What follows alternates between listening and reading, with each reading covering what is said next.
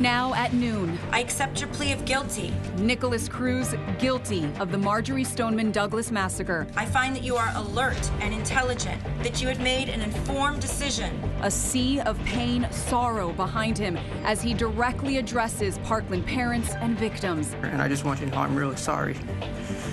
And I hope you give me a chance to try to help others. If I believe it's your decision to decide where I go, whether I live or die. Now comes the question, life or death, after Cruz pleads guilty. A horrendous morning for Parkland families, forced to listen in detail what their loved ones experienced in their final moments. And Nikolas Cruz will never leave prison. We have live at Team 7 coverage this noon from what's happening in the courtroom to reaction from the families. Our coverage begins with 7's Brandon Byer at the Broward County Courthouse. Brandon.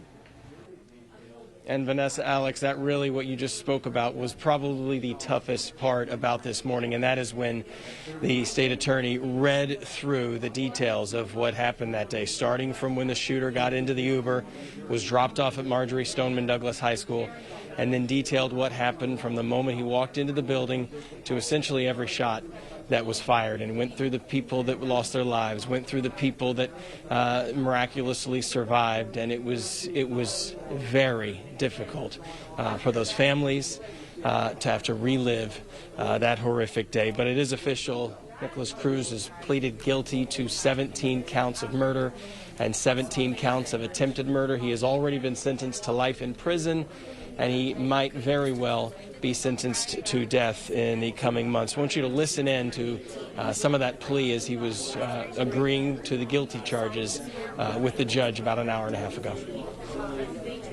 To count 1 of the indictment, murder in the first degree of victim Luke Hoyer, how do you wish to plead? Guilty. To count 2 of the indictment, murder in the first degree of Martin Duque Anchiano, how do you wish to plead? Guilty. Count 3 of the indictment, murder in the first degree of Gina Montalto, how do you wish to plead? Guilty. Count 4 of the indictment, murder in the first degree of Alexander Schachter, how do you wish to plead? Guilty.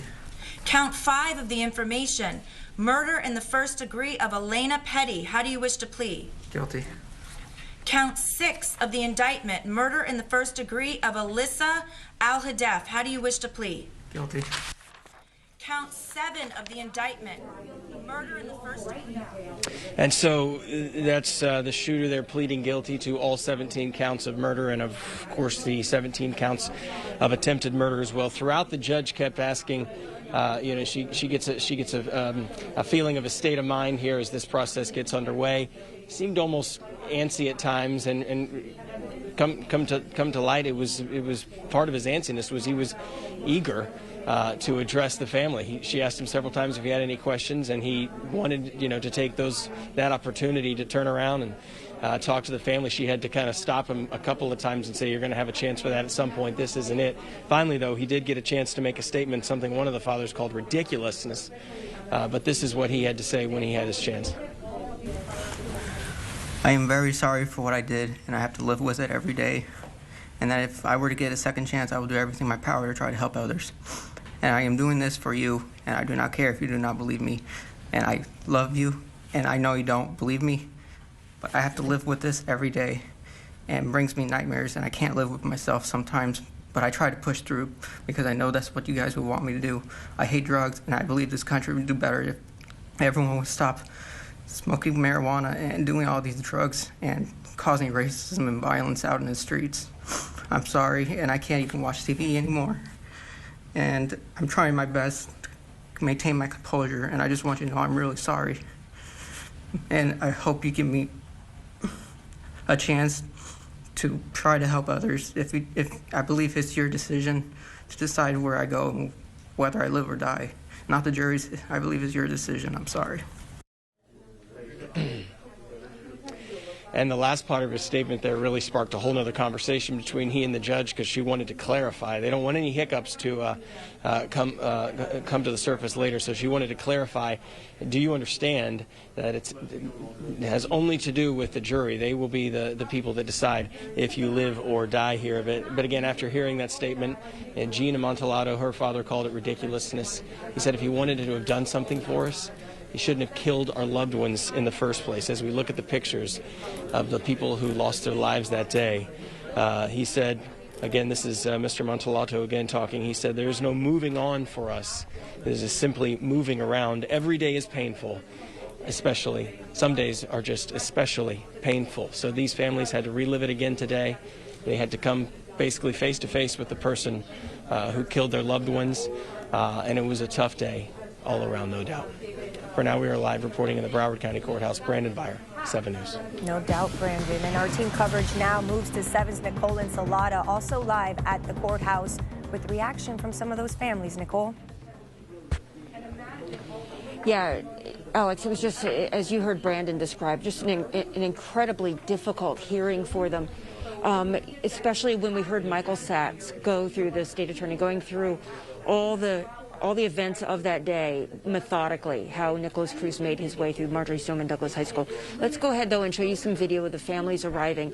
I can tell you that from the very beginning, you know, they all sat together in a few rows there in the courtroom, offering each other support, talking to each other. One in particular, Fred Guttenberg, would reach out to other parents when their child's name, you know, came up in testimony, that sort of thing.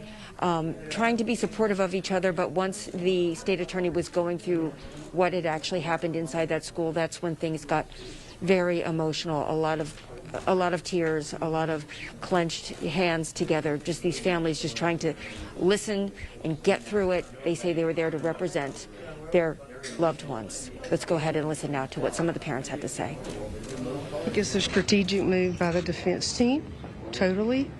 And they're trying their best to keep a violent, evil person off death row. When he said he wanted to speak, that was really an ugly surprise for us, because there's nothing he can say that's going to change anything that he did. So that was hard. We're just one step closer to justice. Thanks all. I got to go see my daughter. Now, the first the couple that you heard first were Gina and Tom Hoyer. Their son, Luke Hoyer, was among the first who'd been shot by this confessed shooter. He was with Gina Montalato there in the hallway when all of this first started, when the shots first started to be fired. Now, Gina and Tom Hoyer have started a foundation, too, in their son's name to help get sporting equipment to kids who can't afford it, to foster families, that sort of thing. So they're trying to turn something terrible, something ugly that they say they'll never get over, into at least something positive, and many of the families have been doing that as well. But all of them seem to a person to say that there really is no such thing as closure in a situation like this. They have the pain, they have to live with the pain, they have this hole in their hearts, these empty spots, and they basically don't fill those empty spots. They just have to learn to live with them and to work around the pain, just to keep on going. So we'll have to see now that they still have this sentencing phase to get through, and that's scheduled right now. It looks like we will be seeing that happening in January. But for now, reporting live at the Broward County Courthouse, Nicole Ensalada, 7 News.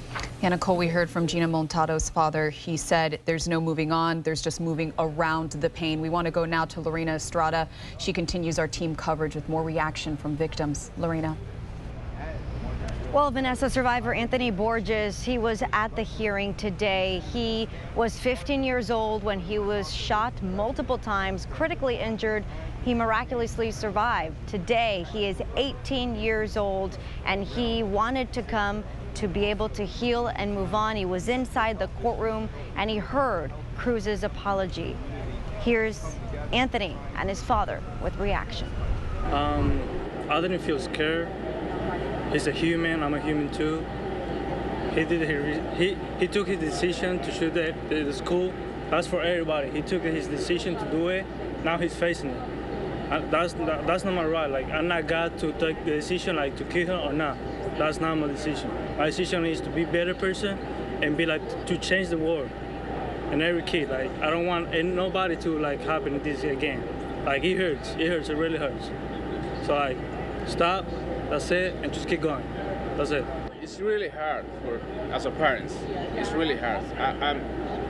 I can compare myself, you know, with the other parents because Anthony's still here. So my mission is, as a parent of the victim, and he's alive, fight for him. That is my, my decision, and that is my right. So Anthony's dad, again, so grateful that his son is alive and standing next to him. As you heard him say, his mission now is for his son, now 18 years old, to live a full life without resentment. That's why they were saying that it's so important for them to be able to forgive, not necessarily the former student, but forgive his actions and simply try to move on. Anthony Borges wants to get back to the field and play soccer. And again, he was a child at the time, 15 years old, shot multiple times. Today, he's a young man who has been able to recover, but of course has a lot more to go mentally and physically. His attorney adding that they do want to take legal action against those they believe allowed this to happen, and that does include BSO and at least one of the deputies who was working when this happened. That is the very latest for Lauderdale. Lorena Estrada, 7 News. All right, Lorena, and you have heard reaction from inside the courthouse, outside the courthouse, but we now want to go to Parkland, where this all happened almost 4 years ago. 7's Alex Browning is live there outside of the school with much more. Alex? For so many in this community, Alex, this is a day of mixed emotions, and we did catch up with Debbie Hickson. She's now on the Broward School Board. She lost her husband, Chris, here on that fatal day. He was the athletic director here, and he heroically lost his life trying to disarm Cruz on that Valentine's Day. Take a listen. Of course, very appreciative that we're moving forward in the sentencing phase. I'm sure you heard all that reading, and what I would like to continue to say is that we should be honoring the victims. You heard what happened. You heard what happened to all those people. How can we not honor and show them? We have to stop giving this person any more energy, and that's really what I want to say today. He has sucked all of the energy out of so many people, and we have to stop allowing him the power to take anything else from us. Hearing all of those people and how they died. I mean, you know, 12 shots, 8 shots, 3 shots. That's not someone who was at all remorseful for what he was doing. He was adding up points. And he just needs to go. And for so many, again, in this community, they are looking to move on, to close this chapter. You're looking at Building 12 here on MSD's campus. It has since been closed. A new building has been built to replace it. But a lot of people here in Parkland say this is a stark reminder of what happened on that day nearly 4 years ago. They've asked for it to be removed. The state attorney has stressed that it has to remain intact until the end of this trial, this case. We're live in Parkland this noon. Alex Browning, 7 News.